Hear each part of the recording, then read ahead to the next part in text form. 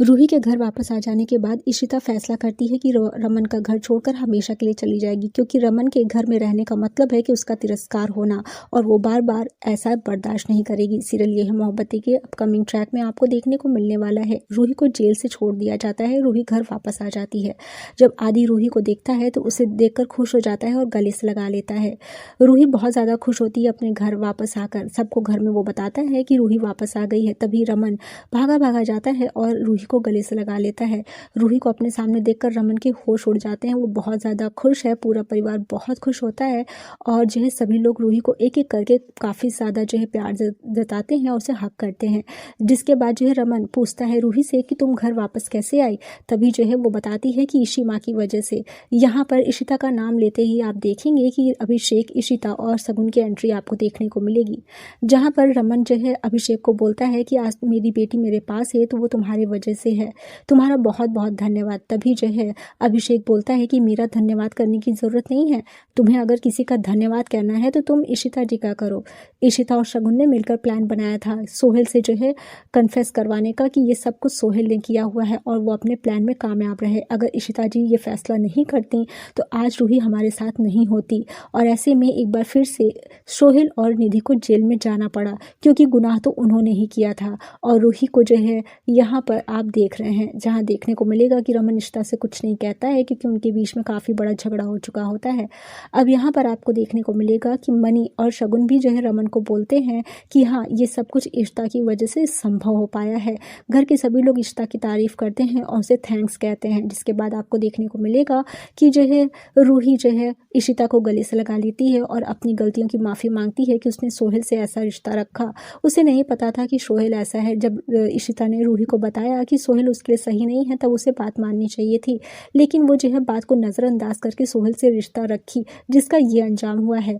यहाँ पर इशिता जो है रूही को गले से लगा लेती है और उसे माफ़ कर देती है। जिसके बाद आपको देखने को मिलेगा कि बाकी सब घर वाले रूही के आने की खुशी में जो है डिनर बनाते हैं और सभी काफ़ी ज़्यादा खुश होते हैं।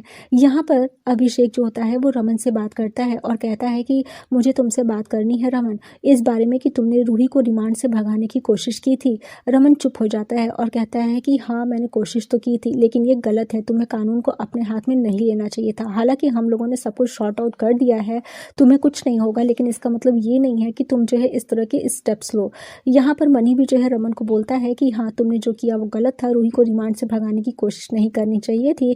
तभी रमन जो है सबसे माफ़ी मांगता है और कहता है कि वो अपनी बेटी से बहुत प्यार करता है, उसकी हालत को ऐसे नहीं देख पा रहा था, इसलिए उसने ये फैसला किया, उससे गलती हो गई, जो है उसे माफ़ कर दिया जाए। जहाँ पर सभी लोग काफ़ी ज़्यादा खुश हो जाते हैं और रमन को माफ़ कर देते हैं। जिसके बाद देखने को मिलेगा कि यहाँ पर जो है रमन इशिता को देखकर खुश तो होता है, लेकिन उससे कुछ कह नहीं पाता है, थैंक्स भी नहीं कह पाता है।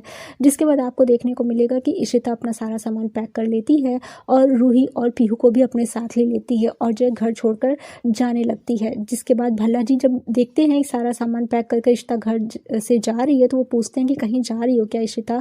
तभी वो बताती है कि हाँ पापा जी, मैं ये घर छोड़कर हमेशा के लिए जा रही हूँ। जिसके बाद आपको देखने को मिलेगा कि भल्ला जी समझ जाते हैं कि इशिता को जो है काफ़ी ज़्यादा तकलीफ हुई है। यहाँ पर जो रमन की मॉम होती हैं वो इशिता को रोकने की कोशिश करती हैं और कहती हैं कि रूही और पीहू के लिए खाना अंदर लेके जाओ और हम इशिता से बात करेंगे। जिसके बाद जो है रूही और पीहू अंदर चले जाते हैं। तभी रमन की मॉम इशिता से काफ़ी सारे सवाल करने लगती हैं और कहती हैं कि तुम मुझे बताओ, तुम्हारे घर छोड़कर जाने का फैसला क्यों किया है। यहाँ पर इशिता जो है रमन पर इल्ज़ाम लगाती है और कहती है कि रमन ने रूही को जब जेल में जा रही थी तो रमन ने मेरा काफ़ी ज़्यादा तिरस्कार किया, हमेशा जो है ये जो है गलत काम करते हैं और हमेशा जो है बहुत ज़्यादा चिल्लाते हैं, जो मैं नहीं सह सकती हूँ। मुझे ये बताया गया कि मैं अपने बच्चों की सही परवरिश नहीं कर रही हूँ, उनके लिए सही नहीं हूँ, हमेशा मेरा तिरस्कार किया जाता है इनके द्वारा जो है, जबकि मैं जो है सही होती हूँ।